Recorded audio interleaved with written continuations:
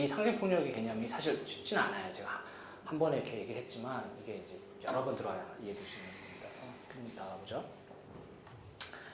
그래서 이제 여기 이제 브루디에가 또 인용한 게 중간에 나오는데 이제 이 브루디에는 이제 또 젠더 연구를 하면서 젠더 권력 연구를 하면서 대표적인 사례를 제가 뭐 자꾸 가부장 얘기하고 이런 것들 다 이거 있는 거예요. 가장 그 인간 사회에서 가장 대표적인 상징 폭력, 상징 권력의 사례가 이제 이 젠더 문제예요. 남성 지배라고 이제 브루디에는 표현하는데 남성 지배, 가부장 뭐 이런 거죠. 가부장 지배, 남성 지배. 한국에서는 요즘에 이제 여성 혐오라는 방식을 얘기를 하고 있고, 그러니까 그 여성 혐오가 나타나는 방식은 남성 지배의 현상으로 보는 거죠. 이제 여기서 보면 이제 남성 지배와 그것이 부과되고 감수되는 방식 속에서 이 역설적인 복종의 훌륭한 사례를 자기는 보았다라고 합니다. 그 복종은 내가 상징폭력이라고 부르는 것의 효과다. 상징폭력은 부드러운 폭력이며 피해자들에게조차도 보이지도 느껴지지도 않는 폭력이다. 그것은 본질적으로 의사소통, 인식, 오인, 인정, 종국에는 감정이라는 어떤 상징적인 경로에 의해서 행사되는 폭력이다. 이 자발적인 복종은 순종은 우리가 보통 순종이라고 강압의 대칭점으로 이해되는 게 아니에요. 그러니까 이 상징폭력 개념이 이제 의도하는 것은 브루디에가 의도하는 것은 강제냐 자발이냐 이 이분법을 깨는 거예요.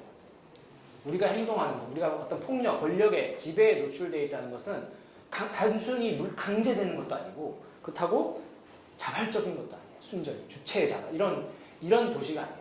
모든 것들이 우리가 구조적으로 이미 조건지어진 상황에서 행위를 하면서 그것이 하되 일방적으로 또 하는 게 아니라 전략적으로 행동하는 거예요. 자율성을 가지고.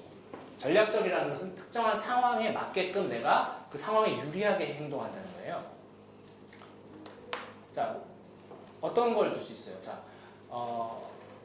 상징폭력의 대표적인 사례가 여성의 애교 같은 거예요. 애교.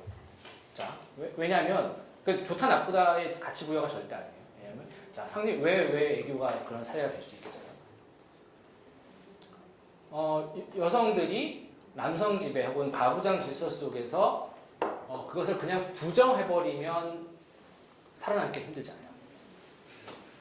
그 안에서 생존 전략으로서 택하는 게 애교예요. 네. 그 애교를 만들어지는 상황이 사실 상징폭력적인 상황인 거죠. 그 무슨 얘기인지 알죠? 그러니까 애교를 행하는 게 단순히 그것이 이제 남성 질서에 순종하는 거니까 복종하는 거니까 하지 말아라고 비난할 수 있는 것도 아니고 예를 들면 이제 여성 운동가들 입장에서 봤을 때 그럴 수 있는 것 단순히 그렇게 얘기할 수 있는 게 아니라 그렇게 얘기하는 사람도 없겠지만 그것이 그때적 상황에서 그렇게 막 애교를 할 수밖에 없는 여성들의 상황이 있다는 거예요. 그것이 이제 기존의 남성 지배라는 형태가 단순히 강제의 형태가 아니라 은근한 방식의 지배이기 때문에 그래서 상징폭력이라는 거예요. 그 개념을 상징폭력이라고 얘기를 하는 거예요. 그래서 그 애교를 할 수밖에 없는 상황을 여성들이 완전히 인지하는 건 아니지만 어느 정도 인지하고 있어요. 이제 이 부분이 어려운 건데 사실. 그러니까 무슨 얘기냐면 내가 인터뷰를 해보면 내가 어쩔 수 없이 애교를 할 수밖에 없는 상황을 인지하고 있어. 그 상황을 내가 나름대로 이 상황 속에서 지혜롭다고 표현하죠. 지혜롭게 그거를 슬기롭게 적당히 남성의 그 기분을 상하게 하지 않으면서도 적당히 내가 얻을 것을 취할 자원을 획득하기 위한 하나의 지능적인 행동인 거예요. 전략적인 행동인 거예요. 단순히 비난할 수 있는 내용은 아니라는 거죠. 그렇다고 해서 또 단순히 또 이거를 독려할 수 있는 행위도 아니에요. 그래서 상징폭력인지 까다로운 지배가 상징폭력이라는 방식으로 관철된다는 것은 그래서 까다롭다는 거예요. 무슨 얘기냐죠? 단순히 허위의식이면 이데올로기면 거짓이니까. 근데 아까도 얘기했죠. 자본 화폐 주의처럼 거부해버리면 어떡하죠? 당장의 대안이 없어요. 물론 이제 개인 차원에서 얘기하는 거예요. 이게 이제 연대를 해서 여러 사람들이 같이 하면 또 달라지는 문제가 있는데 어쨌든 이런 식으로 얘기를 하고 있다는 거예요. 이데올로기가 허위 예. 말 조금만 표현해 주세요. 예. 그러니까 전통적 이데올로기 개념도 이게 다 달라요. 학자들마다 다 다른데 보통 그냥 우리가 전통적인 1차적 의미예요. 1차적. 이게 역사적으로도 제일 첫 번째 의미이기도 하고 그냥 1차적으로 이제 원래 드트라시라는 사람이 이제 이데올로기라는 개념을 이제 프랑스 나폴레옹 시절 당시에 만든 개념인데 이건 그냥 기본적으로 사전적으로도 1차적 의미는 허위의식, 그냥 한문으로 써서 그렇지만 거짓말, 속았다, 속아있는, 속은 거, 가짜, 진짜가 아니고 가짜, 그걸 이데올로기라고 합니다. 그래서 저 사람이 이데올로기에 빠져 있다라고 하는 것은 그런 말을 쓸 때는 저 사람이 무언가 가짜, 진리가 아닌 진리가 아닌 거짓에 속아 넘어가 있다. 이렇게 얘기할 때. 근데 봐봐요. 가부장제는 단순히 그것이 거짓말이냐, 진리에 우리가 그냥 거짓말에 속아 넘어간 거냐. 이건 무엇을 전제하냐는 하는 말이냐면 행위자들은 멍청이다. 이런 말하고 좀 비슷해요. 그래서 이제 오늘날 이게 많이 기각되고 많은 이제 막시스트 후대 이론가들이 사람들이 왜 계급 배반 투표를 하는가 이런 거 관련 있어요. 사람들이 왜 자신의 이익을 잘 모르고 지배자의 이익에 복종하는가? 왜 저기 가난한 사람이 부자 정치인을 지지하는가? 그죠? 미국에 마찬가지. 왜 저기 노동자들이 트럼프를 지지하는가? 부자 트럼프를 왜 지지하는가? 라고 하는 것을 전통적인 방식으로 설명하면 이데올로기에 빠져있기 때문에 속았기 때문에 속았다. 이데올로기라는 단어의 정의는 지금 통용된 어느 이론에서나 네, 다 통용되는 저렇게 네. 해석을 해요. 네. 이게 통용된 1차적인 의미인데 이제 이후에 뭐 알투세르도 그렇고 수많은 이론가들이 이데올로기는 그렇게 단순하지 않다라고 얘기해요. 그래서 거의 이제 브루디에가 얘기했던 상징폭력 개념하고 유사한 방식을 얘기해요. 그러니까 이데올로기 개념이 세련된 거예요. 그러니까 지배가 단지 사람들을 속이고 있다라는 게 이해가 되는 거예요. 이데올로기에 빠져있다는 지배를 하는데 사람들을 속여서 지배한다는 거야. 그럼 행위자들은 멍청이고 속아가지고 거짓말에 속아가지고 환상에 빠져가지고 그냥 그대로 지배자의 이데올로기 개념은 지배 계급의 사상이에요. 1차적으로 지배 계급의 사상을 그대로 내면화해서 그대로 행동한다는 거예요. 그게 꼭두 가시죠. 인간 행위자는 주체성이 없고 멍청이라 가지고 지배 계급의 사상, 지배 계급이 사상을 막 퍼뜨려. 그럼 그 사상을 주입해가지고 그대로 행동하는 거예요. 그래서 속은 거죠. 멍청이죠. 근데 이런 전제를 깔고 하는 얘기예요. 근데 이제 이데올로기는 보니까 그렇게 단순하지 않다. 사람들이 멍청이도 아니고 다 이유가 있는 거예요. 왜 그 계급 배반 투표를 하는가? 왜 가난한 사람이 부자를 지지하는가? 나름 거기에 의미가 있더라는 거예요. 거기에 정당성이 있다라는 거예요. 이유가 있다는 그 사람들 나름대로의 이유가. 그 이유 중에 뭐 예를 들면 우리나라 같은 경우에 대표적으로 뭐 그런 게 있잖아요. 왜 가난한 할아버지 할머니들이 뭐 박근혜를 지지하고 아니면 뭐 부자 정치인들을 지지하는가? 보수적인 부자 정치인들을 지지하는가? 인터뷰를 해보면 뭐 여러 가지 이유가 있지만 그 중에 하나는 나도 저 사람처럼 되고 싶어. 라고 하는 거예요. 그럼 그건 뭐예요? 그 사람에게 소망이 담겨 있는 거예요. 단순히 속은 게 아니라 그 사람이 나름 소망을 투사한 거예요. 그런 소망은 뭐예요? 상징적인 거죠. 의미죠. 자기가 나름대로 갖고 있는 거예요. 그러면 근데 그 소망을 뺏으면 어떻게 돼요? 나도 저 사람 이명박 지지하는 이유가 대표적인 거예요. 가난한 사람이 왜 이명박 지지해요? 나도 이명박처럼 되고 싶다는 거예요. 근데 그 소망을 뺏으면 어떻게 되죠? 그건 거짓이야 가짜야. 뺏으면 그 사람이 해방될까요? 단순히? 아니에요. 그 사람이 희망을 잃어버리고 좌절할 수도 있어요. 죽어버릴 수도 있단 말이에요. 저 이명박이라는 사람을 난처럼 되고 저 사람이 나를 대신해서 뭘 해줄 것 같기도 하고 저 사람을 바라보고 사는 게 나한테 희망이야. 삶의 희망이야. 그게 행위의 동기가 돼. 동력이야. 근데 그걸 좌절시키면 어떻게 돼요? 그걸 계몽해서 전통적인 방식은 진리 이데올로기니까 깨버리고 진리를 줘야 돼. 계몽해서 그건 거짓이야. 깼어. 그래서 그 사람한테 진리를 알려준다고 그 사람이 받아들이지도 않을 것이며 알려줬을 때 그 사람이 어떻게 될까? 새로운 주체가 거듭날까요?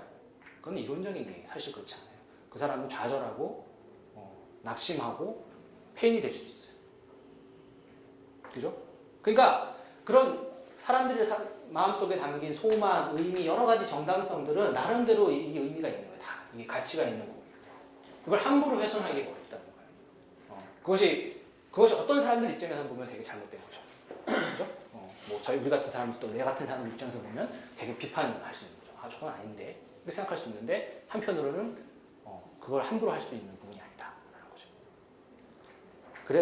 그래서 이제 이데올로기 개념을 좀 더 세련되게 사고하기 시작합니다. 아, 이렇게 단순히 이런 게 아니구나. 그래서 이제 알투스를 같은 사람은 이데올로기라는 건 단순히 지배계급의 사상이 아니라 사람들이 이 사회에 갖고 있는 어떤 상상이다. 이 관계, 실제적 관계에 대한 상상적인 산물이다. 이렇게 얘기하는 거예요. 이 사회의 현실을 받아들이고 있는 거예요. 그러니까 이데올로기는 이 사회 현실을 행위자들이 너무나 잘 알고 있는 거예요. 아니, 그렇잖아요. 우리 너무나 잘 알고 있는 거야. 이 사회가 너무 막 그런 안 좋고 살기 힘들고 그런 걸 사람들이 다 하려고 살고 다 알아요. 모르는 게 아니에요. 너무 잘 알고 있어요. 근데 그 아는 것이 지금 뭐 지식인이 아는 것처럼 아는 건 아니지. 그렇죠? 그렇지만 나름대로 알고 있어요. 그렇죠? 거기에 대해서 알고 있고 그 현실을 기반으로 나름 열심히 살아왔어요. 종교도 마찬가지예요. 자, 왜 종교가 인민의 아편이라는 얘기가 왜 나왔겠어요? 아편은 그게 아편이 그냥 단순히 아편이라 그렇게 얘기되는 게 아니라 아편은 그 사람이 살아갈 수 있게끔 하는 힘이에요. 그걸 비유하는 거예요. 그러니까 그 가난한 사람이 이렇게 예를 들면 아주 힘들게 어렵게 노동하면서 살아가고 있어요. 살아가고 있는데 이 사람이 종교를 믿는다고 가졌다고 생각해보세요. 그러면 이제 이 종교 때문에 열심히 살아가는 거예요. 이 종교 때문에 그 종교를 자신의 행위의 동력으로 삼아서 살아가는 거예요. 그거의 의미가, 그걸로 의미를 부여하고 정당성을 부여하고 세상을 바라보고서 살아가는 거예요. 근데 그거를 우리가 잘못된 이데올로기다 이렇게 생각하면 전통적인 이제 비판자들이 이렇게 이데올로기다 깨자 종교를 버려 종교 버려 넌 사실은 가난한 계급의 너는 지금 사유재산을 갖고 있지 않고 그다음에 생산수단을 가지고 있지 않기 때문에 너를 착취당하고 있으니까 넌 지금 가난한 거야. 네가 왜 가난하냐면 착취 때문이다 이렇게 얘기하는 거야. 그 얘기를 부모님한테 해보셨어요? 해보면 어떻게 될까? 부모님이 뭐 받아들일까요? 뭔 개소리냐? 뭔 개소리냐? 그걸 깨닫는다고 행복해질까요? 아니에요. 그걸 가지고 있기 때문에 이 사람이 행복한데 그걸 이데올로기라고 깰 수 있는 게 아니에요, 단순히. 깼다고 그 사람이 행복해지는 것도 아니고. 그런 점에서 이제 이데올로기라는 게 굉장히 사실 종교적인 것 중에 굉장히 복잡한 것이다. 그리고 지배가 이루어지는 방식도 단순히 사람들을 속여서 지배하는 게 아니라 나름 거기에 의미를 부여해주고 거기에 삶의 동기 부여해주고 가치를 부여해주고 있는 거예요.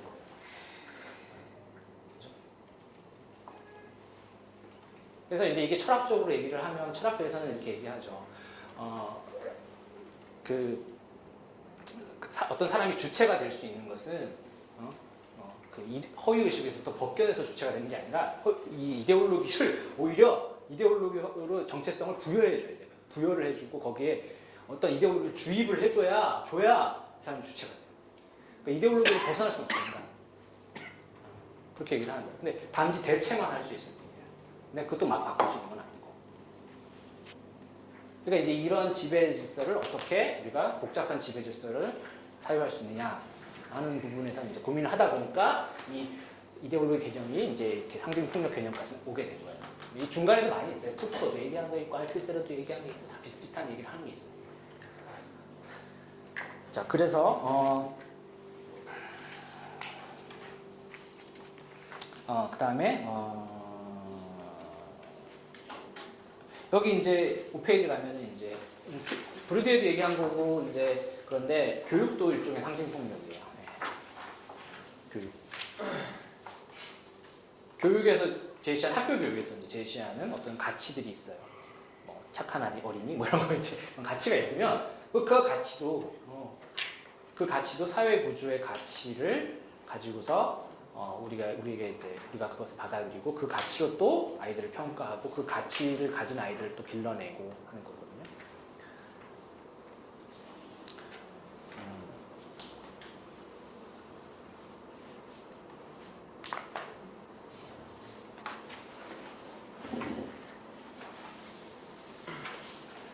6페이지 중간 패러그래프 보면 상징폭력은 피지배자가 지배자의 권력에 대해 오인함으로써 인정하는 거예요. 오인함으로써 인정을 하는데 오인하는 거예요.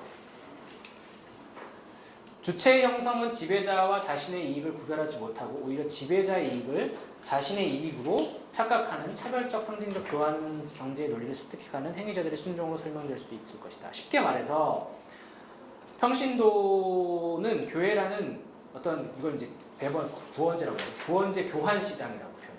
구원제 교환 시장에서 마치 자유시장 경제의 합리적인 경제학적 주체이냐 행동하고 또 실제로 그렇게 느낄 수 있다. 무슨 얘기냐?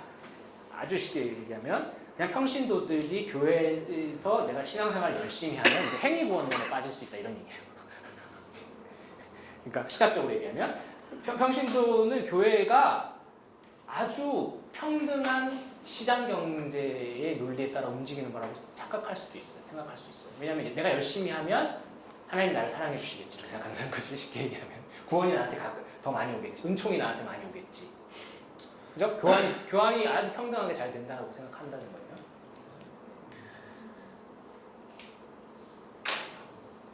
그리고 이제 성직자는 이제 구원제의 독과점적 공급자와 거래가 완전 자유 경쟁인 것이냐.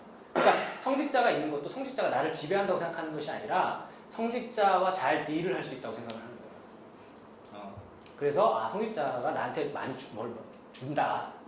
나는 뭐 그만큼 하는데 나도 성직자도 나한테 뭘 많이 주고 있다고 생각하는 거죠.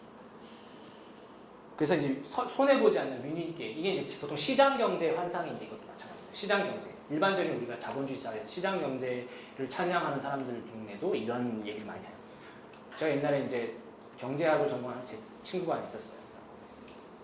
경제학 쪽을 이제 경제학은 아니지만 경제학 쪽을 이제 하는 친구가 있었는데 실제로 돈의 문제를 만드는 친구였는데 이 친구는 시장 경제를 막 찬양을 하는 거예요. 시장 경제는 윈윈 게임이야 이렇게 얘기해요. 그러니까 파는 사람은 팔아서 돈을 받으니까 이익이고 사는 사람은 거기에 물건의 사용 가치를 얻으니까 이익이고 그래서 둘 다 이기는 게임이다. 이렇게 되게 나이브한 거죠. 엄청 나이브한 건데 그렇게 생각하는 사람이 있어요. 시장 경제는 주고받고 아주 평등한 관계다. 그러니까 종교에 나왔으니까요. 강남 대형교회 목회자의 성격도 좀 비슷한 생각해요. 왜 이렇게 본영신학을 설교한다든가 축복신학을 설교한다는 이유가 단순히 그 목회자가 일방적으로 이렇게 설교한다기보다 그렇게 설교하는 것도 있겠지만 신자들이 그것을 원하기 때문에 네네. 서로 이렇게 교환관계가 그렇죠. 있는 게 아닐까 하는 생각이 교환관계 이제 사역적으로 보면 교환관계가 있다고 보는 거예요. 맞아요. 교환관계 맞는데 중요한 것은 이 교환관계가 아까 그 카빌 얘기했잖아요. 교환관계예요. 지배자 주고 다 교환관계야. 서로 주고받고 해요. 교환관계인데 들여다보면은 평등한 교환관계가 아니라는 거예요. 사실 그 얘기하면 좀 평등한 교환관계야. 교환을 하는데 항상 비대칭이 발생해요. 누구가 상징자본을 많이 가진 사람이 있고 상징자본을 적게 가진 사람이 있는 거예요. 누가 상징자본을 많이 가지겠어요? 그래서 당연히 그렇죠. 성직자가 담임 목사님이 상징자본을 제일 많이 갖는 거예요. 거기서 상징자본이라는 것은 저 사람이 정말 상징자본 많이 알고 있다 이렇게 생각하는 게 아니라 명예 같은 거죠. 저 사람이 참 훌륭한 사람이구나 이렇게 생각하는 거죠. 대형교회 목사님들 거기 다니는 교회 평신도들은 우리 목사님이 참 훌륭한 분이구나 이렇게 생각하니까 거기 붙어 있는 거 아니에요? 물론 아닌 경우도 있습니다. 그러나 어쨌든 대체로는 그렇게 생각한다는 거죠.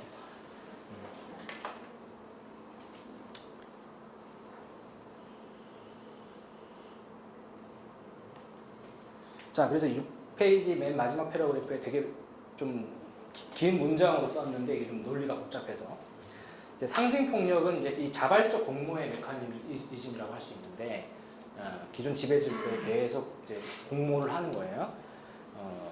그러니까 아까 얘기했지만 애교가 왜 상징폭력이라고 해요? 애교도 자발적 공모예요. 그죠? 여성들이 근데 이게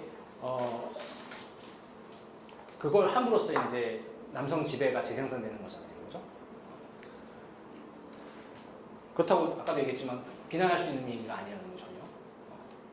그럴 수밖에 없기 때문에 그렇게 하는 거니까.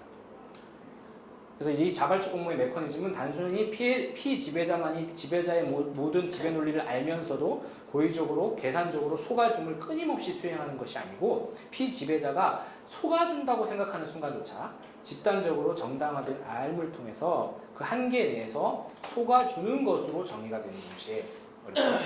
속인다는 의식이 없는 지배자와의 공모를 통해서만 성립할 수 있다.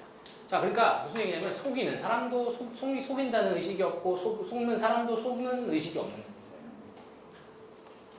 이건 단순히 그러니까 이제 사회학이 뭐냐면 개인을 비난하는 게 아니라 이 구조적인 얘기를 하는 거예요. 이 지배의 상징 자본을 많이 갖고 있는 뭐 정치인이든 아니면 종교인이든 성직자든 간에 이 사람들이 사회학의 과정에서는 그 사람들이 그냥 나쁜 마음을 의도적으로 품고 행하고 있다 이렇게 가정하지 않아요. 그거는 아주 나이브한 비판이죠. 저 사람이 나쁜 사람이 아닐까 우리가 이제 흔히 그렇게 얘기하는 게 비사회학적 사고는 뭐예요? 저 사람이 나쁜 놈이니까 이렇게 생각하는 거예요. 박근혜가 나쁜 놈이니까 최수진이 나쁜 사람이니까 이게 이러니까 이렇게 한다. 저 속에는 사심이 가득하다 이렇게 생각합니다. 근데 저는 그렇게 생각하지 않고 오히려 어떻게 봐야 되냐? 일단은 물론 나쁜 사람이 있을 수 있어 윤리적으로. 그러나 일단은 사회학적으로 본다는 것은 그 사람이 본인이 생각하는 그러니까 박근혜가 사심이 없다고 얘기하는 거는 정말 사심이 없다고 생각하는 거예요. 본인이 생각할 때 자기는 사심이 없는 거예요. 무슨 얘기인지 아시겠죠? 다운표체 본인이 얘기할 때 네? 그죠?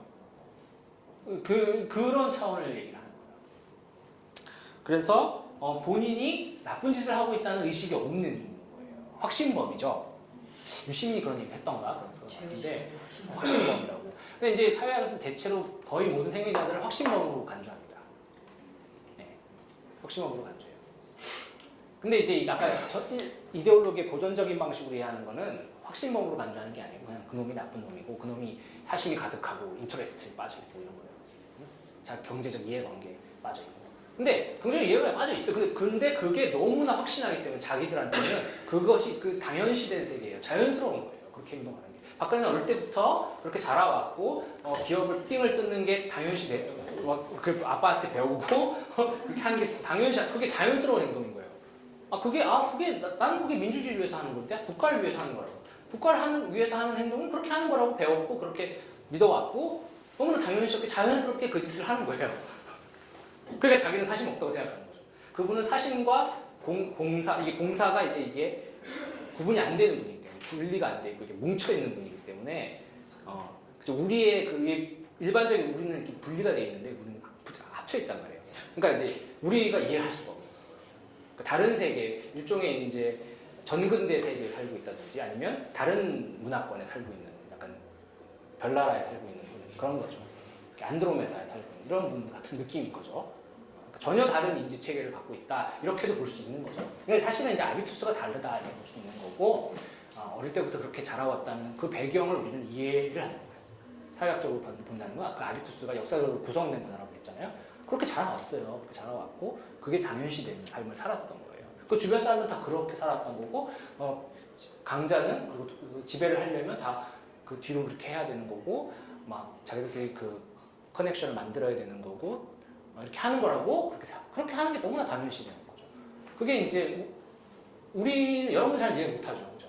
왜냐하면 여러분들은 지배를 해본 지배자가 아니고 물론 이제 뭐 실질적인 지배자를 꼭 얘기하는 건 아니지만 우리들은 다 루저니까 이제 그런 거 모르죠. 그 세계를 알 수 없는 거예요. 그잖아요. 내 주변에 권력자가 없어요. 저도 없어. 누가 변호사들이 무슨 짓, 검사들이 무슨 짓을 하는지 전혀 몰라요. 영화나 보고 그냥 그런가 보다 이렇게 하는 거지. 그걸 알면 이미 그 세계에 들어가 있는 거예요. 근데 대부분 모르시잖아요, 그죠? 그러니까 하여튼 그런 건데. 자, 네. 박근혜 같은 경우는 오랫동안 그런 게 되게 정말 하나의 아비투스처럼 네. 그런 식으로 권력이 네. 유지되는 게 당연하다고 생각하면서도 또 거짓말을 하잖아요. 네. 대중 앞에서 네. 어떤 부분에 있어서 그러면 그 사람이 거짓말을 어떤 부분에 있어서 자기가 한 행위에 대해서 거짓말을 한다는 거는 또 어떤 규범적인 차원에 대한 인지는 여러 가지 이거 이제 그거를 브루디에 이론으로 설명할 수도 있고요. 브루디에를 좀 벗어나서 다른 이론으로도 설명할 수 있는데, 뭐 그러니까 이제 아까도 얘기했지만 이 상징폭력 개념을 이제 전문적인 논의 들어가면 되게 복잡해지지만 그 균열이 있어요. 그러니까 그 뭐냐면 그 사람이 그렇게 거짓말을 한다는 얘기는 자기가 정당하지 않다는 인식을 어느 정도 하는 거거든요.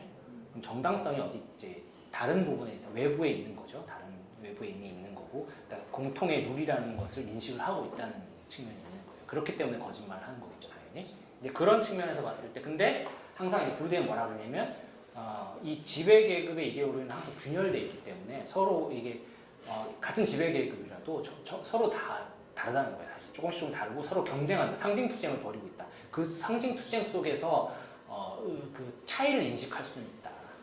그 정도 차원으로 설명할 수도 있어요. 그래서 어느 정도 그런데 그렇다고 해서 자기가 완전히 잘못했다, 그건 아니에요. 우리가 잘못했다는 그 거짓말하는 이유가 다를 거예요.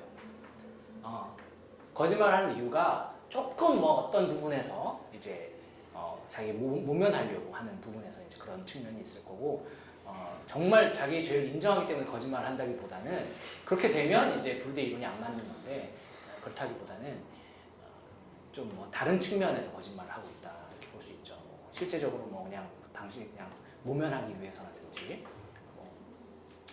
뭐 그런 측면도 얘기할 수 있고, 또 이제 그러니까 이게 뭐냐면 이 사회학에서 이제 이데올로기 개념하고 유사하지만 좀 더 다른 얘기를 하려면은 그 통합, 사회 통합이라는 걸 얘기해야 되는데, 사회로 만들게 되는 하나의 규칙, 하나의 룰이 뭐냐, 규범이 뭐냐, 아까 규범 얘기했잖아요. 그 규범이 뭐냐라는 얘기를 해야 되는데, 이거 좀 복잡한 논의가 돼요. 그러니까 이제 그 규범을 박근혜가 받아들이고 있기 때문에 거짓말을 하는 것이냐, 아니면 뭐냐라고 하는 거. 이거는 뭐 오늘 얘기를 다 못할 것 같은데 나중에 또 기회가 되면 얘기를 하도록 하고요. 한 사람이 동시에 여러 예. 아비투스를 예. 가지고 있을 수 있지 않아요? 맞아요. 그 아비투스 자체가 이제 그냥 단수로 표현됐지만 성향들의 체계예요. 성향 정의를 얘기하자면 들의 체계. 성향들이라고 하는 복수, dispositions, 시스템 오브 dispositions인데 성향들의 체계라고 해서 이건 뭐 그냥 당연히 복수적이에요. 정체성이라는 건 단일하면 정체성 이론하고 비슷해. 정체성은 복수적이라. 역사적으로 여러 가지, 왜냐하면 각 개인은 여러 형태의 여러 필드에 소속돼 있죠. 가상적인 필드, 여러 필드에 소속돼 있죠. 그래서 나는 뭐 집안에서는 뭐 아들이지만 학교에 나가면 뭐 학생이고 어디 가면 누구고 직장에서 뭐고 다 다르잖아요, 그죠?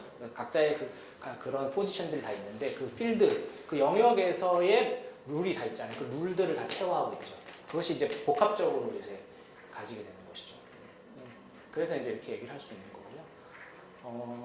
박근혜 차원은 굉장히 재밌는 주제예요. 저도 그걸 생각해 봤는데, 근데 진짜 이상한 아비투스를 체화하고 있다고 느끼는 게 신년 기자 간담회 때 세월호 사건이 언제 일어났는지도 몇 년 전에 일어났는지도 전혀 모르는 거 그냥 공개적으로 막 발설하고 그런 모습을 보면 이 사람은 정말 일반인과 우리와 다른 어떤 멘탈의 소유자일 수 있고요.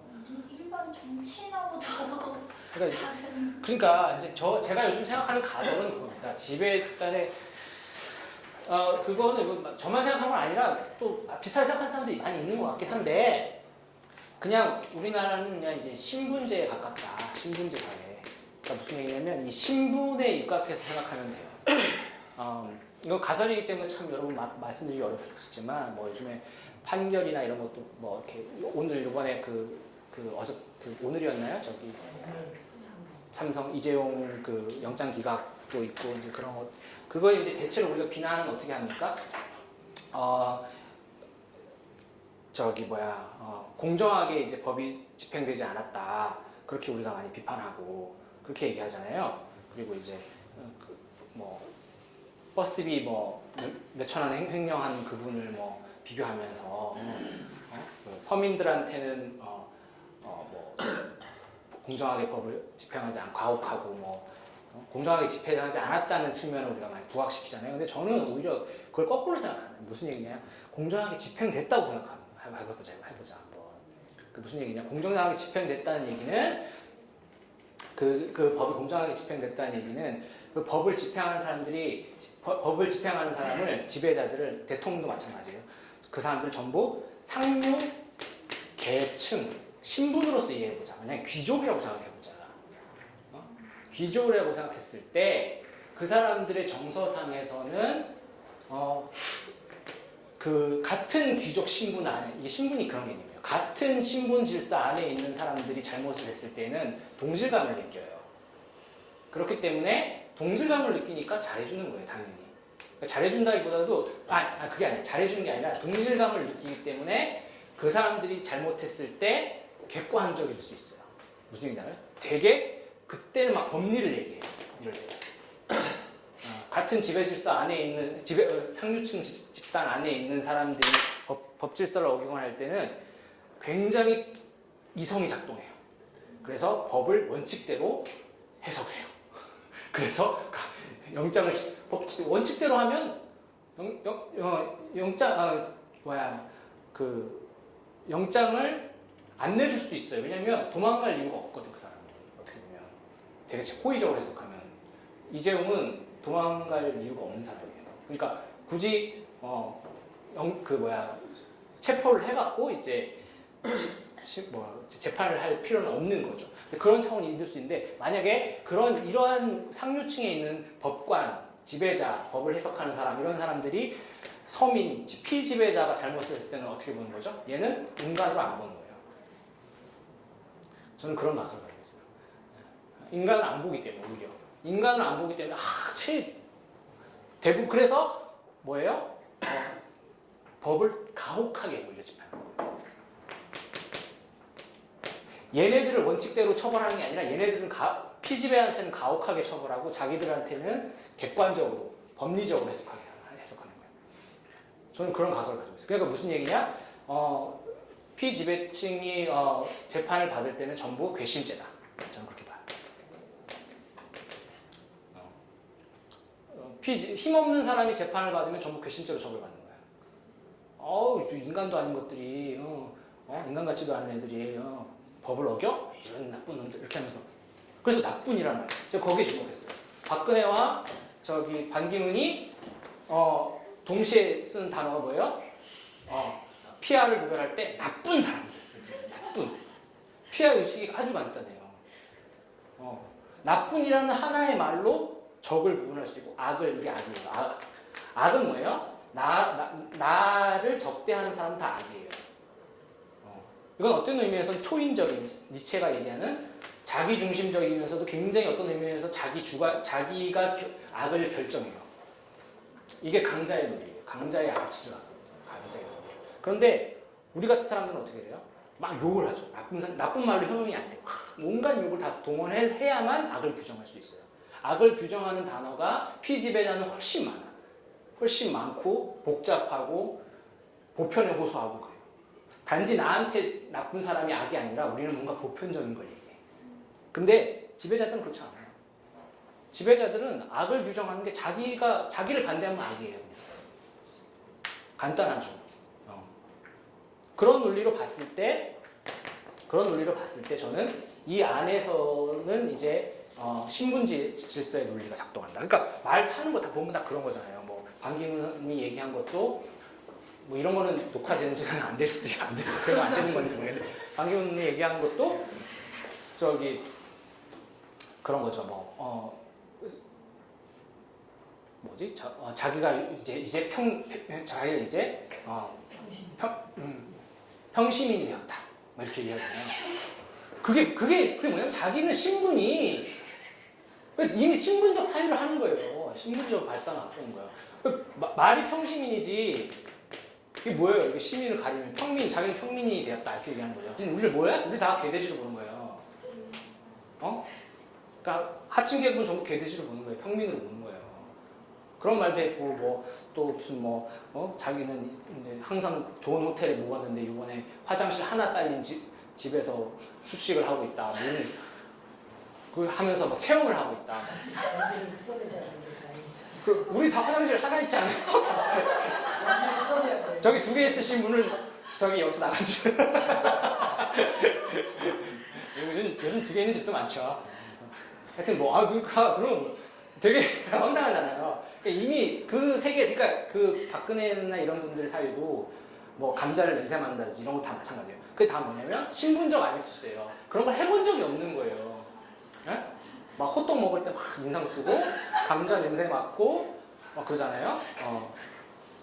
그게 진짜 그 아비투스인 거예요. 진짜 그런 신분적 아비투스 가지고 있는 거예요. 안 해본 거예요. 안 해본 거고 그 세계, 그러니까 우리와 다른 세계에 살고 있는 거죠. 사실 우리는 그분들의 세계를 이해할 수 없어요. 여러분 이건희 회장의 세계를 이해할 수 있어요? 절대 이해 못해요. 우리 그냥 드라마 보면 상상하는 거지. 그 서양까지 볼 때 그분들의 정치세는 뭐라고 나리를 없는 정치. 알 수 없다.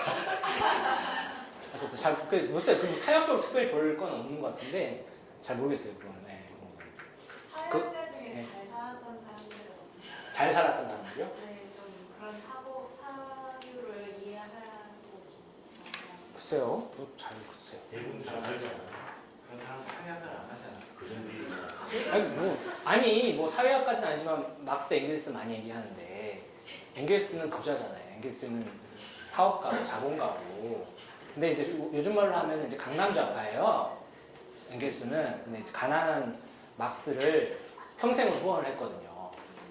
막스는 되게 가난했는데 돈이 하나도 없었는데 항상 당당하게 앵겔스에게 돈을 달라고 요구를 했고 평생을 이제 흡족하게 이제 살았어요. 검색을 해보니까 아르노인가 그분도 굉장히 부유하게 평생. 네, 많죠. 지식인들 부유한 사람 많죠. 많은데요. 네, 그거는 글쎄 이제 그걸 어떻게 해석해야 될지 모르겠지만 이제 보통 이제 그러면서 이제 당시에 문화 연구할 때 하이컬처, 로우컬처 얘기하면서 이제 좀 하이컬처를 좀 이렇게 좋아하고 로우컬처를 대중문화 이런 걸 로우컬처로 봐가지고 대중문화 좀 이런 건 막 이데올로기적인 것이다 이렇게 막 비판하고 이제 그랬던 게 이제 프랑크푸르트파 지식인들이 좀 그랬거든요. 그런 경향이 있었어요. 미국 문화도 저질이다 이렇게 생각하고 약간 그러니까 막 이렇게 무슨 이렇게 뭐죠? 저기 그 클래식 음악 이런 것만 막 고급 문화라고 생각하고 약간 그런 경향이 있었어요.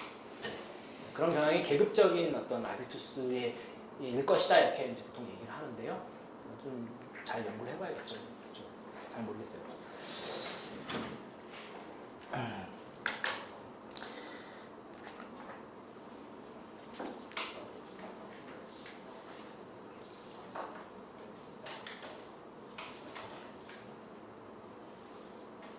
자, 그리고 이제 7페이지 같은 거 이것도 제 주장이긴 한데 이건 한번 보시고요.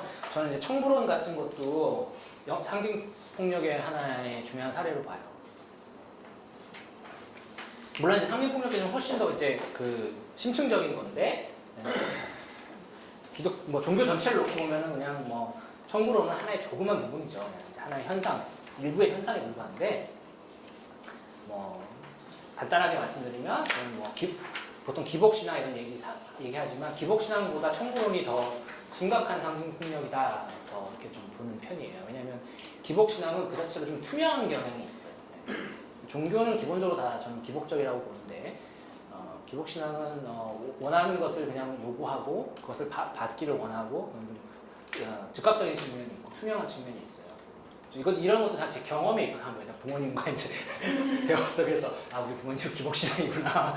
그렇지만 참 순수한 분들이구나. 이런 생각을 하면서 느꼈던 건데 청부론 같은 것은 왜 이제 더 문제가 될 수 있냐고 보냐면 세련된 이데올로기예요. 쉽게 얘기하면.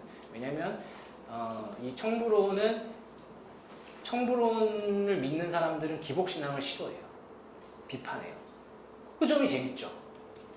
어떻게 보면 기복신앙과 청부론은 그렇게 다른 것 같지 않은데 청부론을 가진 자들은 자기들이 기복신앙이 아니라고 주장해요. 기복신앙을 가진 사람들은 기복신앙이 무슨 말인지 잘 모르지만 안다고 해더라도 그렇게 부정하지 않을 거예요. 그러나 재밌는 것은 청부론을 가진 사람들은 기복신앙이 자기가 아니라고 주장한다는 점. 근데 그 점이 저는 기만적이라고 좀 보는데, 청부론이 뭡니까? 깨끗한 부자예요. 그 얘기를 안 들었군요. 예, 저기 다 아실 거라고 생각하고, 깨끗한 부자예요. 깨끗한 부자. 깨끗한 부자는 저기 뭐 김동욱 목사님이 주장하신 건데, 뭐 김동욱 목사님한테 소유권이 있을 수 있겠지만 그런 사유는 뭐 꼭 김동욱 목사님이 얘기한 거 아니더라도 우리가 많이 알고 있죠. 그러니까 깨끗하게 벌어서 하나님이 주신 부를 깨끗하게 쓰면 된다. 또 부라는 것은 부나 돈이라는 것은 가치 중립적 개념이다. 라고 주장하는 게 이제 청부론의 핵심이고, 이 청부론 패러다임의 정반대에 있는 것은 이제 굳이 얘기하자면은 그 자크 엘룰의 입장이라고 할 수 있겠어요. 뭐냐면 물론 성서에도 나온 거지만 그 부나 돈 자체는 가치 중립적인 것이 아니라 그 자체는 악한 것이다라고 보는 입장이죠. 이제 화폐 그 자체가 이데올로기적인 특성 아니면 상징 폭력적인 특성을 가지고 있다라고 인정하는 게 약간 성서적인 입장하고 가깝다고 저는 보고요. 그 입장이 아니고 돈과 부는 가치 중립적이다라고 생각하는 것은 청부론이라고 볼 수 있습니다. 우리가 쓰기 나름이라는 거죠. 굉장히 실용적이고 도구적이긴 하지만 자본주의 사회 전체를 보지 못하는 측면이 있죠. 왜냐하면 우리가 화폐나 돈은 이건 어쩌면 그 부정의의 산물이거든요. 부정의를 우리가 어쩔 수 없이 이제 필요악에 의해서 이제 필요악이죠, 일종의 필요악으로 봐야 되는데, 필요악으로 보는 측면도 물론 있지만 청부론 주장하시는 분들도 그걸 알면서도 또 한편으로는 굉장히 가치 중립적인 걸로 본다는 또 측면이 있죠. 그래서 잘 쓰면 된다. 어쩔 수 없는 거냐. 이걸 잘 쓰면 우리가 선용하면 된다. 이렇게만 생각하는 거죠. 그건 이제 이건 물론 그래요. 잘 쓰면 되지만 전체 자본주의 사회에서 어떻게 이 부가 재생산되는지, 정말 이건 막스주의적인 관점과 경제학적인 관점을 알아야 되는데 그런 면을 인정을 하지 않는 경향이 좀 있는 것 같아요. 그래서 뭐 길게 쓴 논문을 저희 요즘 짧게 지금 인용만 해놨는데, 제가 생각해 왜 청부론이 기만적이냐면 이 인용문에 보시면 기복신앙은 물질적인 복을 구하는 행위에 대해 이기적이고 세속적인 범주를 부여하는 부정적 딱지. 그러니까 청부론자들이 기복신앙에 붙이는 부정적 딱지고요. 청부론은 물질적인 복을 구하는 신앙 행위로부터 거리를 두고 이미 획득된 개인의 부를 어떻게 사용할 것인가에 대한 사회 윤리를 강조함으로써 부의 세속적 이미지를 탈피하고 도덕적 우월성을 확보하는 이론이라고 봐요. 깨끗한 부자를 주장한다는 것은 오히려 굉장히 도덕적 우월성을 청부론과 구별짓게 하는 거예요. 그럼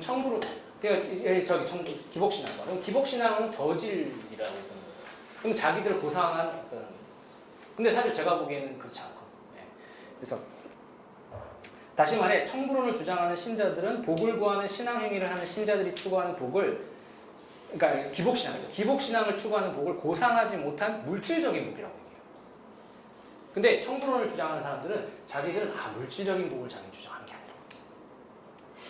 되게 모순적이고 이상하죠. 그래서 자신들이 추구하는 복의 종교적 정당성을 확보하는 방식으로 구별짓기를 수행하고, 그럼으로써 물적 기반을 은폐하고 종교적 능력의 불평등을 정당화하며 부르주아적인 영적 가치를 자연스러운 지배 가치로 만든다는 거예요. 그러니까 아주 단순하게 얘기하면 자본주의적 질서를 종교적인 방식으로 정당화하고 있다고 봐요. 기복신앙은 오히려 저는 좀 그렇지 않아요. 주로 기복신앙을 막 자본주의적이라고 얘기하는데 종교학적에서도 기원 연구를 가지고 들어가면 자본주의와 샤머니즘은 물론 선택적 친화성이 있을 수 있지만 기복신앙과 자본주의는 오히려 굉장히 달라요.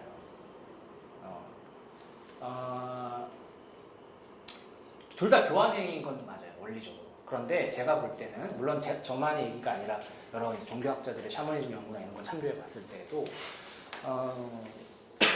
기복신앙은 교환을 하는데 이 거래 관계에서 딜이 협상이 엄청 많아요. 무속하는 거 보면 알 수 있어요. 사실 딜이 엄청 많고 그 무당이 상징자금을 상대적으로 많이 갖지 않아요.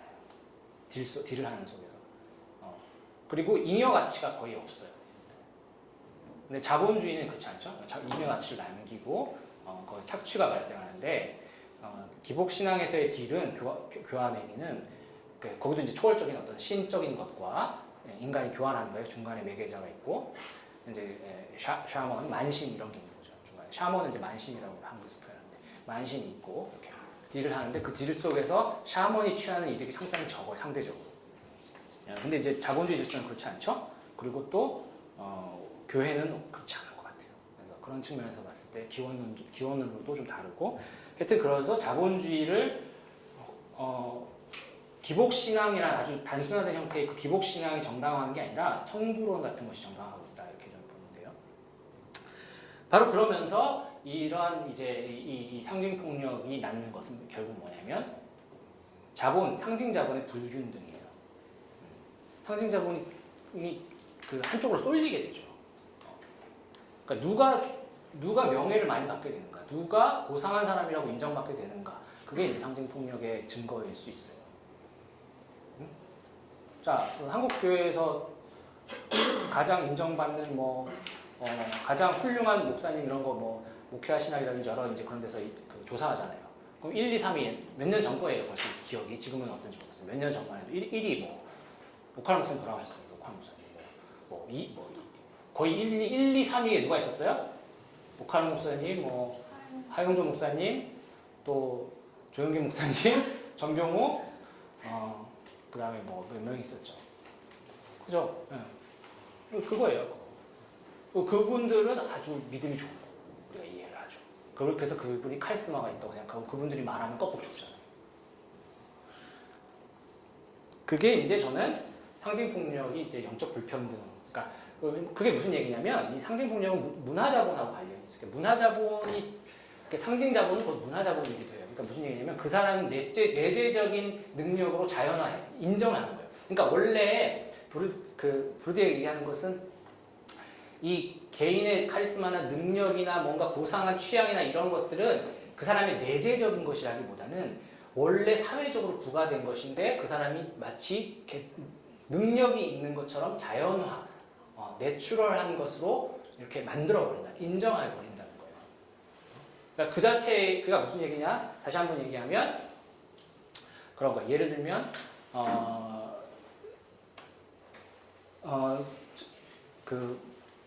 그거죠. 어떤 사람이 고상한 취향을 갖고 있고 인격적으로 세련돼 보이고 그래요. 그런데 그 사람이 저 사람 타고나게 참 인품이 훌륭해. 그리고 클래식도 많이 알아. 고상한 취향을 갖고 있어. 근데 그 배경은 뭐예요, 사실? 물적 조건이 되니까. 계급적인 지위가 있고 집에서 어릴 때부터 클래식을 막 듣고 부모님이 잘 살고 어릴 때부터 그런 교육을 받고 그래서 그 사람이 마치 그런 존재가 된 거예요. 그러니까 존재가 원래부터 그런 존재가 아니 그 존재가 인간 존재가 그렇게 고귀한 고상한 존재가 된 게 아니라 그러한 존재가 되도록 만든 조건이 있어요. 그 조건을 망각하게 만들어서 그 사람이 원래 그런 것이냐 만드는 거예요. 그러면 영적인 것도 마찬가지예요. 영적인 리더십이든 무슨 믿음이 좋다라고 하는 것도 한편으로 그렇게 생각해 볼 수 있다는 거예요. 진짜 믿음이 좋은 거냐? 그 사람이 원래부터 믿음이 좋은 거냐? 우리 그 사람 믿음이 좋다고 인정하는 거예요. 명예를 부여하는 거예요. 상징자본을 부여하는 거죠. 상징자본은 그 사람이 갖고 있는 거예요. 믿음이 좋다는 방식은 결국 무엇이냐면 믿음이 좋을 수밖에 없는 그런 사회적 조건이 있는 거예요. 교회에서 그 사람을 믿음이 좋은 걸로 만들어주는 거죠. 대형교회는 왜 대형교회 목사님들이 왜 다 그 순위에 올라가 있어? 작은 교회 목사님 없잖아요. 단지 믿음의 문제일까요? 아니죠. 그 교회가 그 사람의 믿음이 좋은 것을 보증해 주는 거예요. 만들어 주는 거예요. 믿음이 좋다고 다 그 사람을 인정해 주는 거죠. 그러면 그 사람이 뭐야? 그 사람은 영적으로 훌륭하고 나는 영적으로 교회 안 다니는 나 같은 사람들은 아니면 조그만 교회 나갔던 사람들은 영적으로 보잘것없는 사람이 되는 거죠. 그러면 원래 내가 영적으로 그런 존재인지 아닌지 상관없어요. 그게 아니라 그렇게 된 거예요. 그죠? 그래서 그것이 영적으로 불평등한 거죠. 그 영적으로 불평등하니까 나는 그 사람의 말에 귀를 죽어야죠. 그 사람 말을 들어야 되죠. 그죠?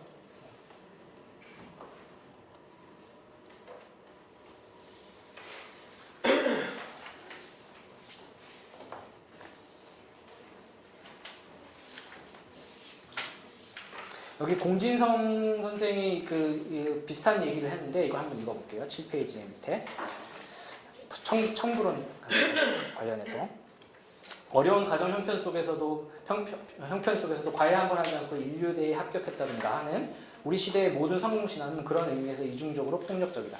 물질적인 차원에서 열등한 처지를 상징적인 차원에서나마 만회해보려는 약자들의 시도를 무력화하기 때문이다. 기독교에서 설파하는 이른바 청부론도 그런 의미에서 마찬가지로 폭력적이다.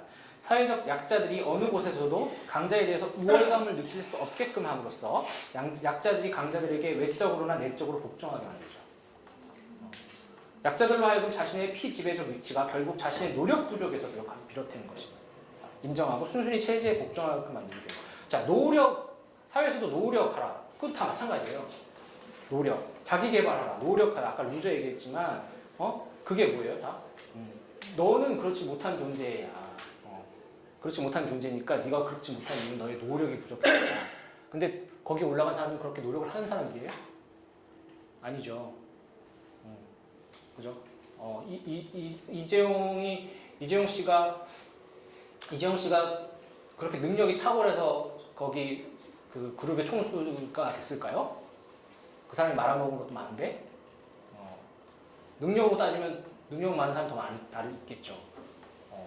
그 사람이 순수한 능력을 우리가 구분할 수 없지만, 분리해낼 수 없지만, 그 사람이 거기에 가 있기 때문에 우리는 능력이 있다고 믿는 거예요. 그죠? 그리고 저 사람 능력이 있겠거니 이렇게 생각하고, 나는 능력이 없으니까 노력을 해야겠다. 노력을 게을리해서 내가 이렇게 될 거다. 이렇게 생각하는 거예요. 끝없는 열패감을 주죠. 그래서 그 구조를 정당화하는 거예요. 저 사람은 저기에 갈 만한 사람이야. 저 사람은 저렇게 갈 만한 사람이니까 거기 가 있는 거고, 나는 여기 있을 만한 사람이니까 여기 있는 거야. 이렇게 생각하는 거예요. 그게 사회 질서를 정당화하는 거죠. 사회 질서를 그대로 재생산하는 거죠. 공진성, 진성 이분이 사회학적인가요? 이분도 사회과학 전공자인데 정확히 뭐였더라? 사회과학 전공자, 정치라든지 사회인지 좀 기억이 안 나는데.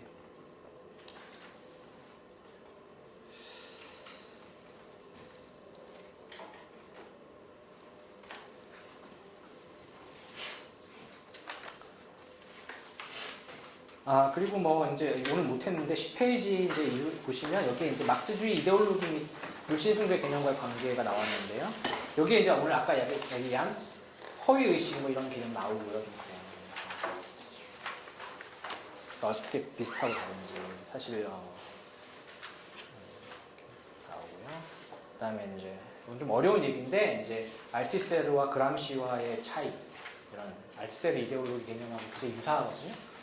유사하고 그람시의 헤게모니 개념하고도 좀 유사한데 조금씩 차이가 있어요. 그런 것들. 이런 것도 전부 큰 문제의식은 뭐다? 지배를 어떻게 설명할 거냐, 혹은 이데올로기를 어떻게 설명할 거냐. 세련된 지배가 이데올로기를 지배를 하는데 어떻게 이데올로기를 설명할 거냐 하는 문제에서 이제 조금씩 달라지는 거예요.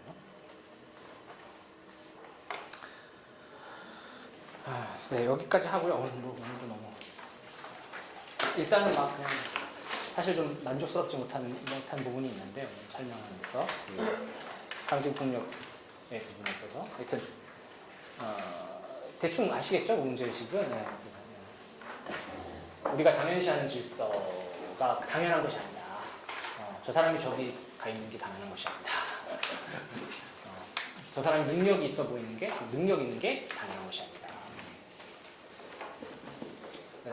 그래서 만들어진 것을 자연스러운 능력으로 만드는 게 상징폭력이에요. 능력 있는 존재로 보이는 거예요. 그래서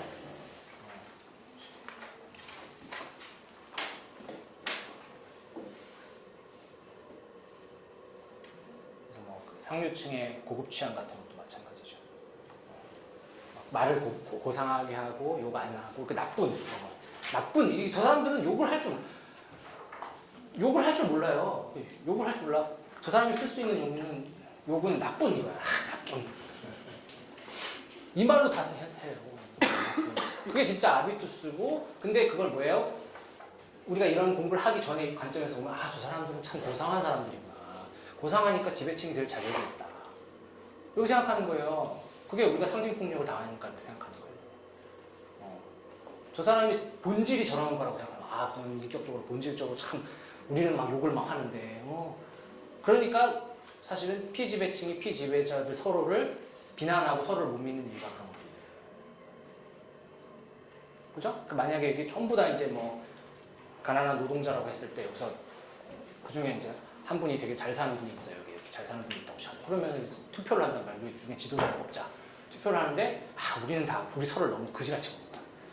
지금 쟤도 가난한 노동자고 못 배우고 무식하고 서로 그렇게 보는 거야. 그러니까 우리는 다 안 돼. 훌륭한 애 뽑자. 이렇게 되는 거예요. 그게 저기 그 선거에서도 동일하게 작동하는 거예요. 그러니까 가난한 사람들이 부자를 뽑는 이유가 그런 거예요. 그 사람들은 본질적으로 우리가 다른 사람인 것처럼 착각하는 거예요. 그렇지 않다는 거죠. 말만 그렇게 하는 거지. 우리가 지금 부르디에를 주로 배우고 네. 있는데 어느 학교든지 이렇게 뭐 지속 연속 그 학대 재생산이 있는데 그 부르디에 뭐 아비투스나 뭐 네. 편집공명은 계속 점수를 받는 그 수제자가 돼서 이렇게 지금 어느 정도까지 확대되고 그런 거가 있나요? 그 이후에 연구요? 네, 그러니까 부르디에. 예. 근데 이제 부르디에를 따르는 부르디에 학파를 이제 볼디안이라고 하는데 볼디안 저기 볼디언 뭐 이렇게 근데 그 부르디에 학파가 있죠. 그 부르디에를 따르는 이제 수많은 학자들이 있어요. 하여튼 뭐 굉장히 많고 지금도 연구가 계속되고 있고요. 이제 그 뭐 아주 세부적으로 말씀드리기 어렵지만은 영국, 미국 스타일이 조금씩 달라요. 그 각 대륙별로 지역별로 좀 추구하는 방향이나 이론을 따른 그 부르디에가 워낙 이제 많은 방대한 연구를 했기 때문에 뭐 미국 같은 경우에는 문화 쪽으로 많이 연구를 하고 이렇게 다 달라요. 그리고 이제 개념들이 원래 다 붙어 있는 개념인데 아비투스 상징폭력 이걸 다 같이 써야 되는데 필드 이런 건데 이런 걸 따로따로 떼서 이제 연구를 하기도 하고 이제 한국 같은 경우에도 그런 걸 연구하시는 분들이 있어요. 신학자들 중에도 이 개념을 알아서 아비투스 개념으로 이제 제자도 이런 것도 신학 이런 것도 연구하시는 분이 과거에 소수 몇 편 논문이 있어요. 거의 없어요. 지금 없는데 저도 그런 거에 좀 영향을 받은 측면이 있어서 저 석사 논문을 이제 이런 걸 썼거든요. 이제 하여튼 뭐 그런 종교와 관련해서 그래서 이제 부르디에로 종교사회학 하는 저도 이제 그쪽 계열인데 원래 남미에 그걸 연구하시던 분이 있어요.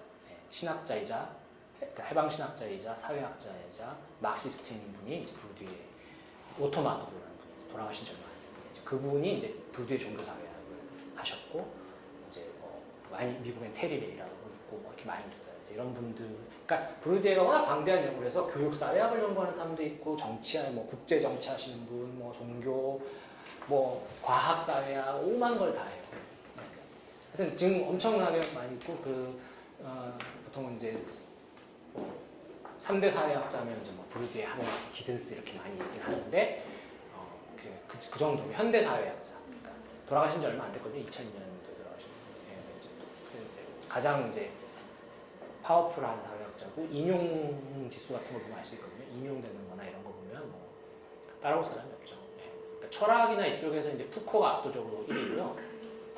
푸코가 제일 인기 많고 누구나 다 하고 뭐 이런 거잖아요. 인용 다 하고 그런 거예요. 푸코 대중적이고 또 푸코는 뭐 다 알고 있잖아요. 푸코. 이제 푸코보다는 대중적이진 않죠. 부르디에는 모르는 사람도 많고 그렇지만 사회학계에서는 뭐 다 알고 있고. 그리고 또 하나는 선생님은 그 신학도 공부하고 네. 사회학도 공부를 네. 했는데 궁금한 거가 둘이 합치되는 부분이 있고 도저히 평행선으로 갈 수밖에 없는 부분이 있을 텐데 네. 뭐라고 생각하시나요? 저는 기본적인 이게 되게 복잡한데 어느 부분에서는 만나고 어느 부분에서는 떨어지는데 기본적으로 저는 평행 관계라고 보고요. 평행에서 쭉 계속 같이 가는 거지 이거를 뭐 이렇게 함부로 이렇게 무리하게 붙인다든지 뭐 이런 건 좀 어렵지 않나. 뭐 이렇게 되게 복잡한 논의가 있어요. 사실은 왜냐하면 이제 사회학에도 어떤 소위 신학적인 것이라는 차원이 있을 수 있고요.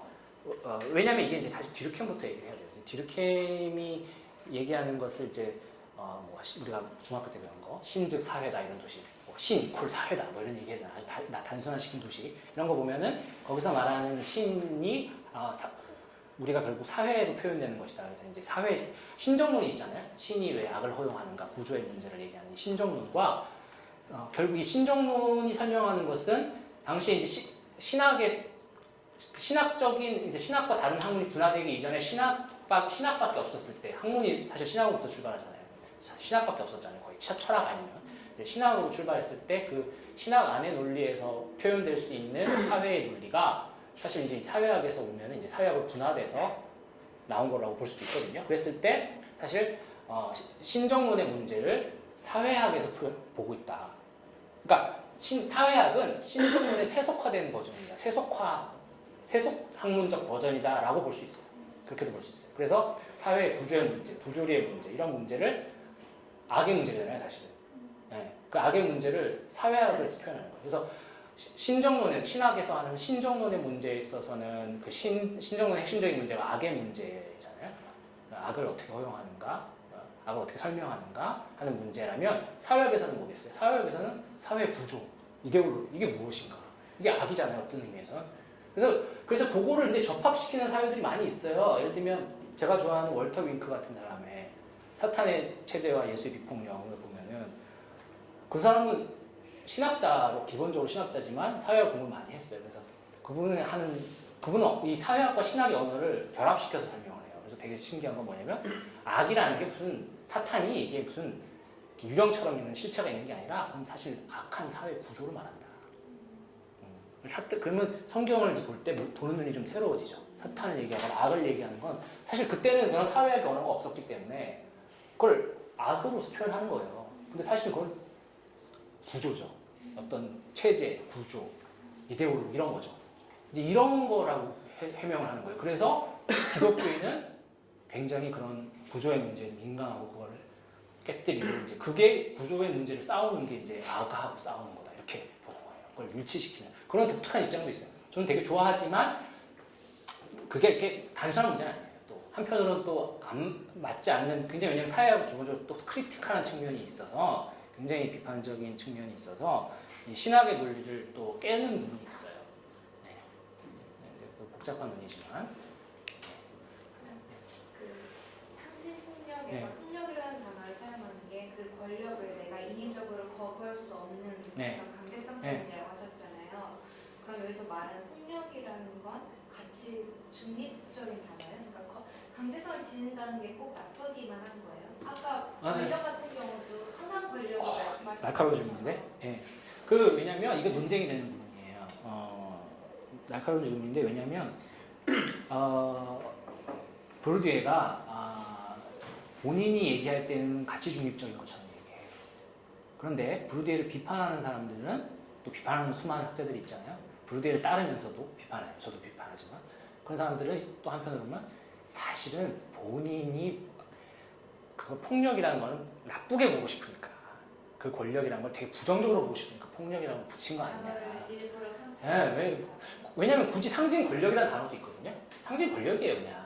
근데 권력이라는 것보다 상징 권력은 정말 가치 중립적으로 들리죠. 네, 심볼릭 파워란 말이에요. 근데 심볼릭 바이올런스라고 하면 부정적으로 들린단 말이에요. 그러니까 이게 브루디에 근데 사실 이게 이제 인식론적인 비판 굉장히 어려운 얘기가 있어요. 이게 이제 지식인의 이제 이론적인 문제하고 관련된 건데 하여튼 이제 이런 문제에 있어서 브루디에는 자기가 계몽자로 행세하고 싶어 하지 않는 것처럼 얘기하지만 사실은 또 계몽자의 역할을 그러니까 폭력이라는 건 뭐냐면 그걸 깨야 된다는 거예요.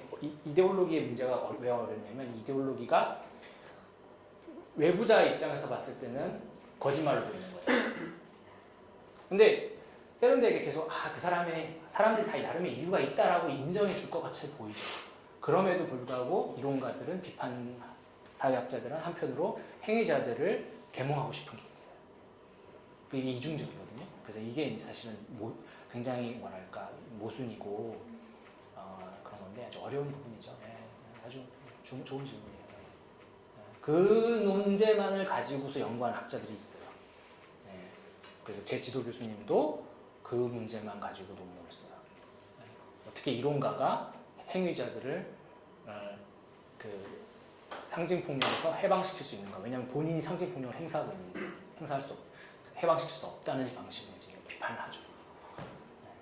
이제 그거를 깨려고 하는 사람이 하버마스예요. 그래서 의사소통 행위로는 그 상징폭력 서로 그 어떤 인식론적 이론가가 비판자가 이 인식론적 유월성을 포기하고서 서로 이제 대화하는 걸 기본적으로 세팅을 하려고 하는데 그것조차도 이제 비판해요.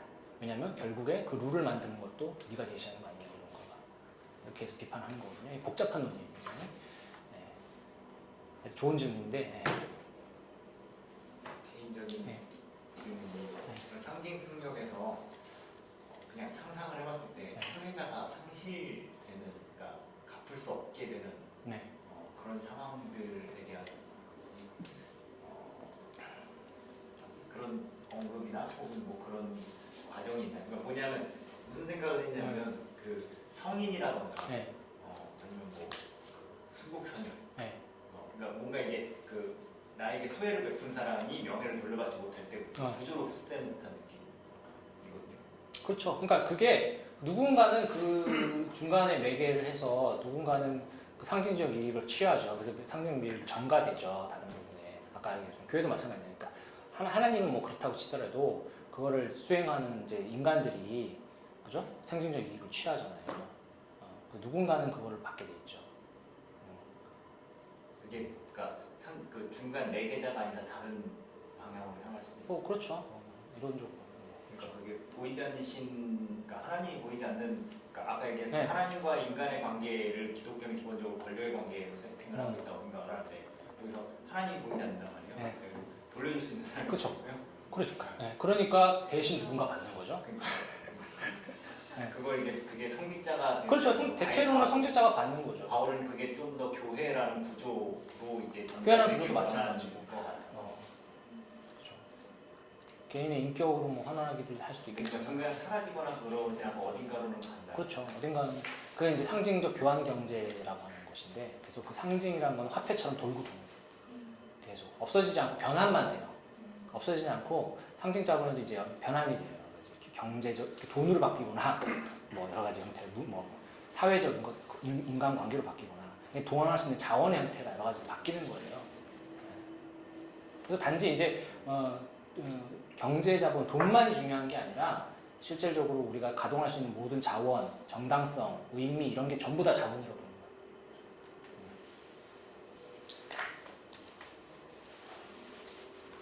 거예요. 네, 오늘은 여기까지 하고요. 다음 시간엔 휴강입니다. 아카데미 전체가. 네, 휴강이고 원래 휴강이죠. 7강 뛰어넘고 다 그다음에서 7강. 하여튼 그렇게 하고요. 네. 8페이지 네. 있는 텍스트는 뭔데? 네. 뭐요? 8페이지 있는 텍스트는 그첫 번? 첫 번째 거요? 공진성? 아니요 그 다음 거. 그 다음 거 불디의 거요? 1990년? 네. 98년. 98년이요? 네. 어디 거더라? 기억이 안 나는데 90년은 기억이 나는데 98년은 기억이 안 나네. 네, 찾아보겠습니다. 기억이 안 나요. 네.